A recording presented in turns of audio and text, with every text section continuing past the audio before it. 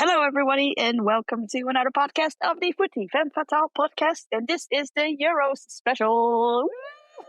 2025. 2025. So the special that we're gonna talk about the Euros.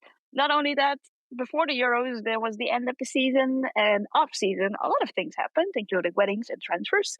So let's just get to it. Do a deep dive on the Euros, and roll the intro. Turn the volume on for a woman's football show. You're listening to Footie Femme Fatale, a women's football podcast. All right, a women's football podcast, and today I am joined by my co-host, Kyra. Welcome back. Hello, very, very good to be back. Super excited about our first special podcast episode around Euro 2025, and we've got so much to discuss, right, Tammy? We have so much to discuss. So, first of all, if you don't know, if you're not familiar with the European Championships, in shorter terms, the Euros of 2025, it's a recurring event that happens every 4 years somewhere in Europe. This year, it's hosted in the lovely country of Switzerland.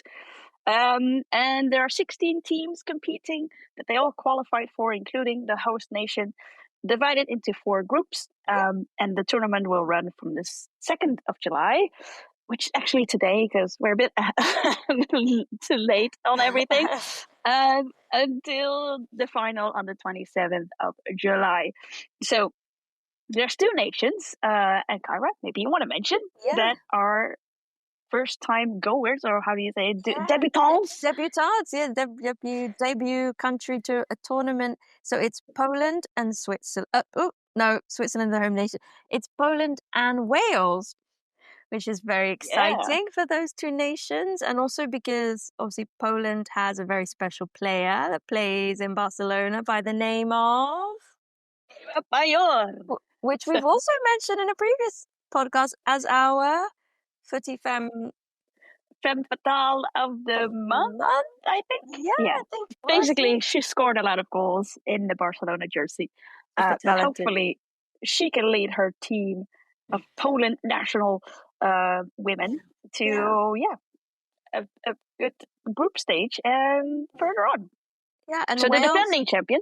I'm sorry, go for it. Oh no worries. But also in Wales, it came as a surprise to me as it's their debut tournament because they're a big sporting nation, not necessarily in size. It's a small nation, right, in the UK, but they have a strong history in football. So I think this could be very exciting, and I think it could stimulate a lot of interest, like these tournaments do, right, in these countries, and everyone gets really pumped up and want to support their country. So exactly.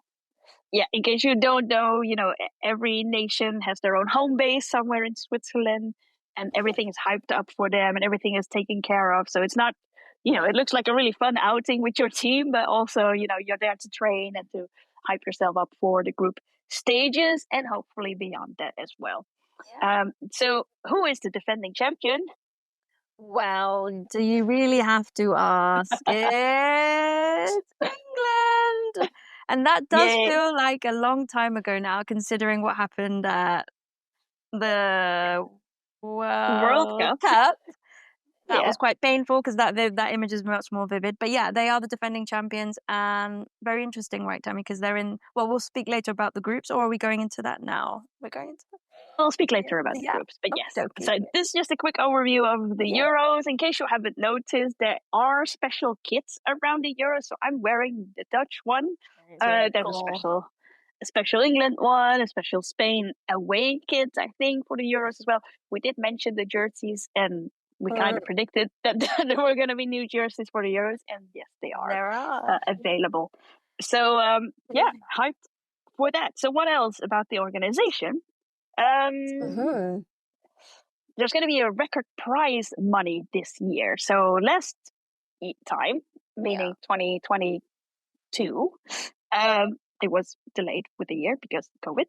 But the record prize money is now going to be 41 million in total prize money. So that's an increase of 156% compared to last time when it was hosted in England. Which is a big deal. big deal because that tournament, as I remember correctly, was watched by a lot of people. I think obviously the most people that's ever watched it, there was a lot of hype around it. So I think that is showing in the revenue that was made, right? It all falls down to the team. But yeah, big increase. Yeah. Big increase. And I know from some local football associations, I think the German Football Association and might be a couple others as well, they also said if our team is going to win the Euros, they're going to receive a bonus as well. So more motivation for the teams to do well. But yeah, let's see if that happens. Speaking of the organization, I myself, spoiler alert, I will go to Switzerland tomorrow, actually. I'm so And one jealous. of the things, one of the things that I already got an email about is that there will be free travel. Free to travel with public transport on match day for ticket holders. So that's a big sentence. So if you have a ticket for a match, in my case, I have tickets for all the group stages of the Netherlands. Show Those off. matches. Then you can travel by public transport for free. So it's a really good deal, to say the least. So they really encourage you to use public transport, not come by car, but just use the train. There obviously will be events around the city. So I will go to Luzern, Basel, and Zurich. And there's always a fan area, fan zone. So so I'm really curious. Yeah, let's see how that's going to happen. Really cool. Wow. So, in terms of the mood of the country, normally when we have big tournaments like the World Championships or the Euros with the men's team, there's a lot of hype around it. So we wanted to have a personal opinion and see if that's going on. I'm a Dutch native. Kyra is from England. So yeah, Kyra, how does that work for you? Or how is it in England when there's a big tournament? Yeah, no, it's a great question. Also because Tammy, you and I were just talking about that socially, like alone. We're like, oh, sending pictures and stuff. So basically, from my experience, there is a lot of, well, first of all, there's a lot of pride in football. And for example, the men's under 21s European Championships just happened and England won. And it was as if as soon as they won, it was like the people that were never really watching under 21s football suddenly really got into it. So what I'm saying is I think there's a lot of pride and they put a lot in advertising. I did notice, and I think maybe Tammy, you agree as well, that there's a lot more in men than women. For example, there's usually a song. We take that for granted, but it's usually at the World Cups, but also at the Euros, there's some sort of release of it. It's almost on such a high, wide and level that it's entering everything. It's entering the cinema, it's entering ads. And so yeah, with the women's I've seen some advertising, some newspapers, some magazines, the stickers, everyone loves the football sticker books, but it's still a little bit less in comparison. But yeah, I'm curious what it's like for the women's Netherlands team. What have you seen and how does it compare? So as a country, we're very nationalistic when it comes to these big tournaments. And by that, I mean, commercially speaking, all the big brands, the big supermarkets will have some sort of special line with including stickers or including some other merch that you can get or collect around the team. So by big brands, I mean Albert Heijn, Jumbo, all the big supermarkets, McDonald's even. So there's nothing like that at the moment. The tournament has already started, so if they are gonna include something, it's kind of late. So that made me a bit upset, to say the least, because I feel like this is, a vicious circle of saying people don't care about women's football, then not doing anything commercially with it or not seizing the opportunity to do something about it, and then saying, well, because nobody cares about football. Because it's like, you're keeping this circle entertained instead of like action. Trying to invest. Indeed, investing in it. And like we just said, with there is money in it. There are world record viewership. So, and especially in the Dutch women's team, I remember a lot of people were watching. So in previous years, I think 2018, you got to the final, right? I think 2017 we won 2017. Right. That was huge. And so what do we call it? Walk the walk, talk the talk. Show us that in your Yeah, advertising exactly. money. Yeah. Exactly. So for me, I did pay attention. I watch TV like regular cable TV, and there is one commercial from the bank, but that's also like the main sponsor of the women's team. So it's like it makes sense that there's a commercial for them, but it's literally the Yeah. only one. So Yeah. that's the commercial side of it. And then if you look at it from an audience point of view, as I said, we're very nationalistic. We love the color orange. Yes, So we we would dress do. up houses, whole streets that Yes. would be orange just for the Yeah, summer. Even if we don't make it through the group stage, it's still going to be there. I agree. Yeah. And I don't see any of that anywhere. So it's a bit, Yeah. That's yeah, funny now that you mention it. Yeah, the what do you call them? Those oh, I always forget this word. The bunting, we call it in English. Those flags. The flags just yeah, like they're yeah, not here. You're right. I totally forgot. And whole houses are decked out in the shirts and the hats. And yeah, that's strange. And tell me a quick one. Have you seen, because I said this to you yesterday, have you seen any advertising or gone to a bar or a pub and seen highlight or women's games being shown and them highlighting and coming? That's huge in the men's. yeah, no, Yeah, I haven't no, seen any I as well. haven't. Oh, I recently saw an article that there was a women's sports bar in Rotterdam opening just exclusively for women's sport. And it yeah. was like a pop-up like experiment just ahead of the Euros, especially for the Euros. Yeah.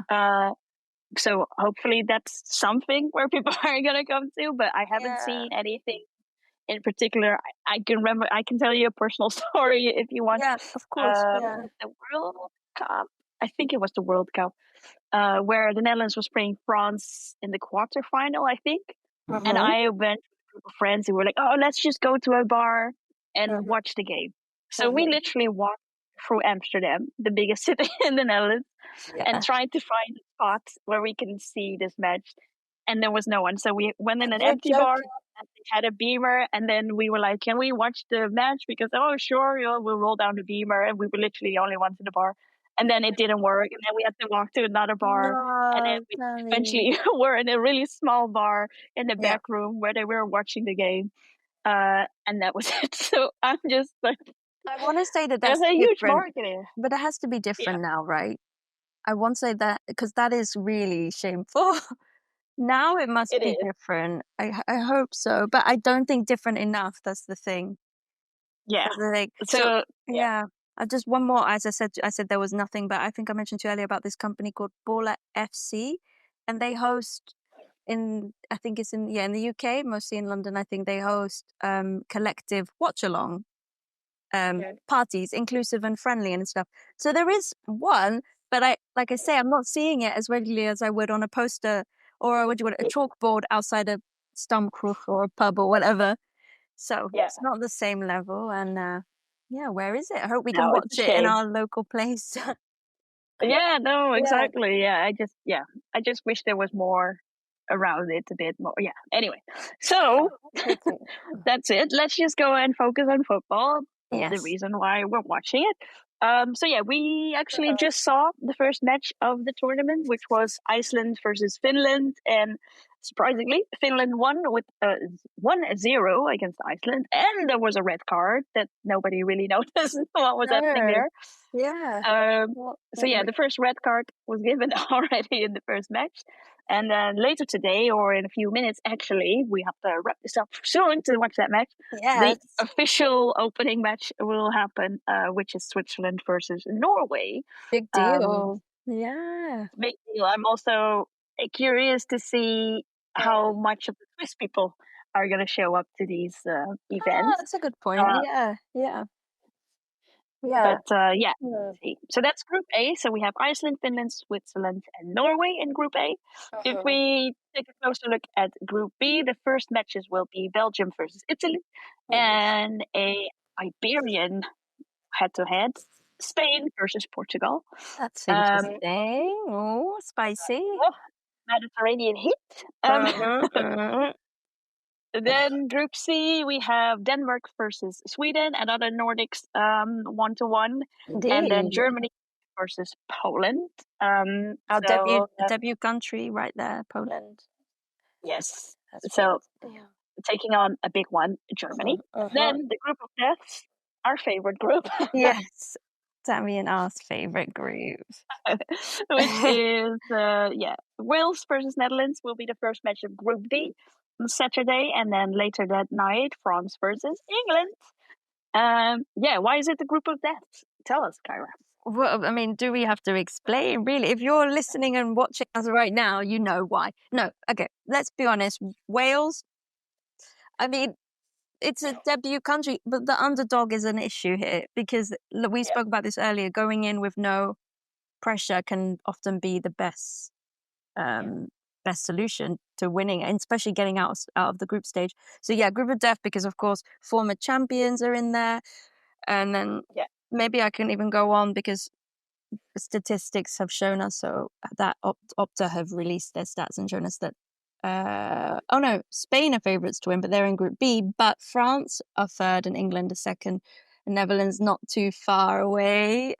Meaning this is a group of death. It's a very strong group. We have a lot of European talent, a lot of Champions League players. So very exciting. And it also emphasizes again that, in regards of England and also France, the local leagues do affect their national leagues, national teams as well. So meaning that's true. Yeah, the leagues are very strong in terms of level, like high, professional level, but then also, the teams that are competing in those leagues. So they push each other to be better, basically what I'm saying. That's so true. Yeah. And that also reflects in the national team. But then Netherlands, the local league in the Netherlands is not that great, but it is a league where people start and then grow into bigger leagues. Very much so. And you have, of course, the very talented manager that we have in England. So you have very strong leadership coaching positions as well across the board. So that's really important, I think. And that's why I think you're a silent underdog, and it scares me. That's all I'll say. Let's see. So if we're talking about, in case you don't know who we're talking about, in this case, Serena Wiegman. The only manager that hasn't lost a match at the Euros. That's because she won with the Netherlands in 2017, all of the matches, and then she won all the matches with England in 2022 as well. Amazing stat! Wow. Yeah. So let's see if she can continue that stat. But she has the biggest hurdle already against France on Saturday. Indeed. All right, let's move on to the the Femme Fatale to watch. Yeah. Bon Mati. Everyone knows Bon Mati. Very, very talented Barcelona player. And she doesn't need introduction. I believe she also won the balloon. Yeah, twice, right? Yeah. So but tell me. Yeah. There was a bit of a scare because she was in the hospital a couple of days. Yes, tell us, because is she playing? Is she starting? Well, who knows? She is on the training. Yeah, she is with the squad. She is training. She still has an adaptable training schedule than the others, but she is recovering and she is probably gonna play. Maybe not full minutes, but she is. So what she had like an infection or something. I forgot the details. I want to say meningitis, which really shocked me. It was meningitis. I think, I think so. Yeah, which is quite serious. It is quite serious. Yeah, but anyway, she's a strong lady because she's already back. But definitely one to watch. Femme Fatale to watch because she's just basically top of the league out of all of the women competing. Absolutely.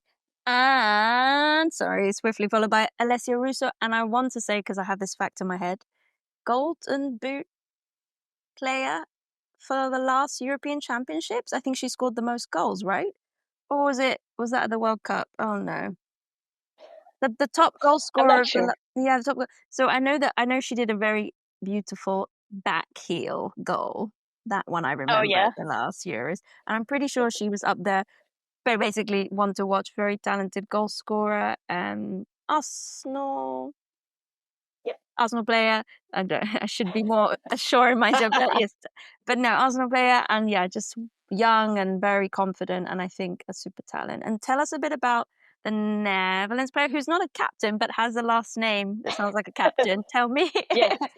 So Wieke Kaptein, which kind of roughly translated to kapitein, which means captain. So Wieke Kaptein transferred from Twente to Chelsea this season, or the previous season, and she has been basically in the starting lineup a lot at Chelsea, and she's really been proving that she's a young player. I think she's 19 or 20 years old. It's very young. So young, yeah. But yeah, she's really growing to be a very valuable player, not only for Chelsea but also for the Dutch team, because in the Dutch team there's going to be the old team members are going to depart at some point, so she can definitely fill in one of their shoes going forward. So midfielder, but very much on track. So keep an eye out on Wieke Kaptein as well. Yeah, and also a Chelsea player, which we always support. I mean, I'm a neutral fan, but yeah, that's true. That's true. Oh, sorry, I'm just seeing on the opening ceremony on the left. I should not be commenting, but okay, opening ceremony in the second match. But anyways, so the next one we wanted to mention another Spanish player, which I think says a lot. Maybe Spain is a team that we should be watching, but she is Claudia Pina and Barcelona player as well. She is the top scorer at the last UEFA Champions League tournament, and I just figured out she also scored the goal off the bench to beat England in the UEFA Nations League. That knocks them out. Whew. So really, yeah, I didn't make that connection, but that's painful. But that is something. I think she could be a fire that could come to haunt us all.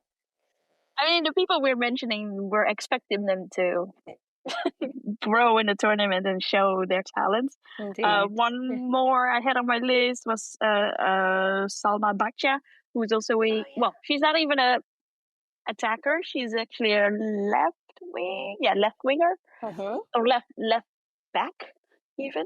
But she always sprints ahead and does the assist and then let someone else score. But she's has a very attacking mind for a defender. So it's very interesting to see her play, and she's very fast as well. Nice. So yeah, just throwing out some names for all of you to keep an eye on. Very exciting. But speaking of names, who are we missing though? There's a lot of players that have retired or that have other things that are missing out on these Euros. So there's a bunch of English players. So Kyra, go ahead. Who are we missing? Yeah. I mean, it happened not even that long ago. We suddenly, I think in a space of a couple of days, we had all these dropouts and it was really alarming. So one of them was Millie Bright, Chelsea player, also regular in the England women's national team. She hasn't retired, but she's out basically for mental health reasons. She says that she's not able to give 100% after post the UEFA Nations League, post regular league football, FA Cup, all those competitions. She said she's basically got burnout, and I think it's really, we've had discussions about this, but it's a shame that a player at that level feels that she has to back out because of health, and also physical health and mental health for one of the biggest tournaments in her career. That I find hard to grasp. And she's not the only one, but she's one of the ones that the big names. And Mary Earps and Fran Kirby both retired and officially and have left the England squad, and that's obviously a big shock because they've been very consistent, regular, as you know, Tammy, strong players, and they got on it. So they're retiring from the national team. They're still in their club, important. Right? Yeah, that's important. Yeah. But it's a big loss for England, I think. Yeah, I think so too. I'm let's see what happens. And there's more, right, Tammy? France. So one of the big legendary players of the French national team, Wendy Renard, the defender from Olympique Lyon, she is also not selected for this year's team. So that too, which is also an interesting one because it doesn't look like she said she would retire or in anything in that regard. So I think it's just a matter of the manager saying, "Hey, you're too old," or maybe something like that. So yeah, it's a big miss because also she was also the captain, so a bit weird. Personality as well. That sometimes it's not just the player you need the experience and the personality in the dressing room, and she's not there now. Exactly. So yeah, and then on the Spanish team we have one of the people that we also frequently discussed, Jennifer Hermosa, the one that was kissed, allegedly kissed by our good friend, not. But maybe I should edit this out. Yeah, maybe. Anyway, oh, sorry, no, too much editing now. I'll just bleep everything. That's great. But yeah, no, she was not selected. Montserrat, the trainer of the Spanish team, she basically said, "Well, it's not because of that." She was trying to explain it's not because of that, but we want to give her some space and we're want to give her some rest, blah, blah, blah. So that's why she's not selected. Also, she plays in Mexico, which shouldn't be a difference, but obviously, going back and forth. Do you know if Hermosa came out and responded to any of that, or she kept quiet? Or she said anything? I don't think she did, but I'm not sure. Maybe she did. Yeah, she's not sure. She's had a hard time of it, but hopefully she's doing okay. Yeah. Then obviously there's also some injured people. So the Portuguese national team are missing their biggest player, Kika Nazaret, also from Barcelona. The Swedish national. Rolfo, if you say it in a true Spanish manner. She's also missing. And then also from Sweden, we have Vuzovic, who we also mentioned. She's pregnant, so that's why she's not coming to the Euros either. So that's the goalkeeper of Sweden. So that's a few that we're missing. There's probably more that we're missing, but moving on to our next segment. Let's see. Which is cue the romantic Titanic. My heart will go on music. Euros couple. Euros couple. So as you know, if you're a frequent listener to our podcast, we're not only talking about football, we're talking about the athletes, we're talking about anything diversity, equity, and inclusion related, which also includes the queer community, so the LGBTQ plus athletes in the women's football game, and Out TV or Out Sports. They have provided a list of all of the queer and out players, and there are 73 players that are out, which I think is 20% or something like that. Okay, yeah. No, is that true? Maybe not. I can't count. Anyway, it's sounds about large right. number. 20%. Yeah. Like a fifth of yeah. So just to name a few couples out there, which curious. could potentially lead to some rivalry. And, Indeed. One we already mentioned, Pernilla Harder and Magdalena Eriksson. So Pernilla Harder from Denmark and Magdalena Eriksson from Sweden. They actually have to play against each other in their first match because they're in the same group. So yeah. That's huge. That's huge. And that's huge. And they're also captains of their respective nations. So they also have to do the pass together and everything. No way. That is one to watch, literally, that moment. Yeah, exactly. Then we have Ingrid Engen, the Norwegian player. She and Mappy Leon, also from Barcelona. Engen actually moved, but we'll talk about that in a bit. Mappy Leon was not actually selected for the Spanish national team, but they are a couple. Then we have the British couple, Dutch and British couple that we all love, famously known as Mead Dema. Mead Dema. I like it. I like it a lot. Beth Mead and Viviane Miedema, a very famous couple, to say the least. They also were together at the Champions League final, where Viviane Miedema walked on the grass after the final and started crying. Well, there's some pictures. They also had the very romantic ACL shed injury together. Yes, they've been through it very all. Romantic. They've been through it all, indeed. And then there's some rumors, which I'm gonna now throw into. Well, I've seen this on Instagram, so I think it's probably true. She's done her research, guys. Exactly. There's the German player Lia Schuler, and apparently she's in a relationship with Martina Piemonte, who's from Italy. They're not playing together against each other yet, but maybe. And then Lucy Bronze is on the DL, kind of dating Ona Battle, who is from Spain. So yeah, if Spain and England end up in the final, that's the two people you need to watch, because that will be an interesting. So yeah, those are the Euro couples. You see, Europe, big country, everybody loves each other. So that's beautiful. Yeah. That's beautiful to see, and I would say it adds an extra human element to it. No, it's really nice. I think everyone likes a story, and yeah, so I think it's really, really fun. And to be honest, we're really lacking this on the men's side anyway. So it's good to know. This discussion can't even happen. It's just completely not even out or open, and that's a shame. Yeah, exactly. It's crazy. So, yeah. All right, let's move to the off-pitch antics. The off-pitch antics. So, speaking of couples, during the off-season, or the 1.5 week that the players had, most people went on holidays, had their time in the sun or in the snow or wherever. But a lot of people were actually getting married. We saw that in the winter break as well, but now there's actually a lot of weddings that happened in the June break. So to quickly mention, I'm just going to quickly mention this, because otherwise it's going to be a very long podcast. I'll put a picture here or here. Depends on, I don't know how the editing is going to be.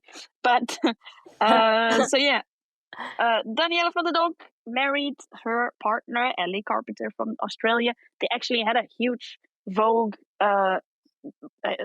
Vogue documentation of their day, so it's really cool to see the cake and the games and all the players that were also there. Like basically all of the Lyon team players were there.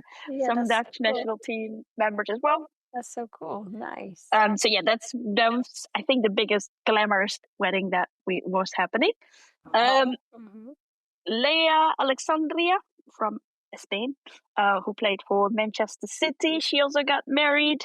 And then it was literally the day after that, it was announced that she moved to Barcelona. So I'm already getting ahead of myself. But she has moved from Manchester City to Barcelona. So it was like, but wait, didn't she get married? Yeah, she did get married. Why am I not seeing? What's happening? Oh, yes. So yeah. Celine Bizet from Norway also got married. Bethany England from England got married. Oh, gosh. Steph Williams from Wales. And Williams is a very Welsh last name. That's beautiful. Williams in England. Williams in England. And then lastly, Alba Redondo, also Spanish. She also got married to a woman. So yeah, lots of queer weddings also. So yay, wedding season is done. Amazing that they can, between all the tournaments, can still have time to organize one of the most stressful and biggest days of their lives. Oh, wait. Exactly. Massive respect. But yeah. Then, as we all know, when it's off season, there's also transfers happening. So I already mentioned Leia Alexandra moved from City to Barca. Ingrid Engen, who we also mentioned in the Euros couples, she, the Norwegian international, moved from Barcelona to Olympique Lyon. Carpenter. Is it the other way? Ingrid moved from Lyon. No. Oh, no, you're right. Sorry. Yeah. Tammy knows her facts. Kyra does not. Go on. Then we have Ellie Carpenter. And this was already rumored a lot that she and Ashley Lawrence were going to swap places. They play on the same position. Ashley Lawrence plays at Chelsea, Ellie Carpenter at Lyon. And yes, it happened. So yesterday we saw Ashley Lawrence moving to Lyon. Yeah. And then today it was announced that Carpenter moved to Chelsea. Which makes sense, because Carpenter wants to be in London, because Danielle van der Donk is also moving to London. And she will play for the London City Lionesses. Yeah, that's cool. Another club from Michelle Tang.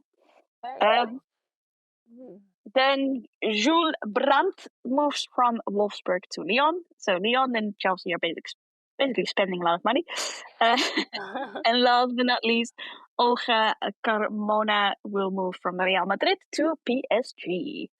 So busy. Yeah, the transfer window is still open. There's probably going to be more big names popping up. None of them have broken the record like they did last season with Naomi Girma, but maybe we'll see. Yeah. We know what's interesting, Tammy, with the transfer stuff. We need to see how this tournament goes, because I feel in every big tournament there's always a player that shocks or stands out, someone usually young, and then their career from that point onwards changes. So this could be something to keep an eye on when regards to the transfer window. Yeah. I remember that happening with Esme Brugs. She was transfer free from PSV Eindhoven, and then the World Cup happened, and then she was, doing these amazing goals, and then Barcelona was like, maybe come to ours.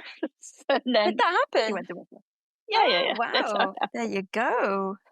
Wow. So do well at the Euros. So I think we're at the end of our podcast, meaning let's just watch I think we're already missing the beginning of the other match.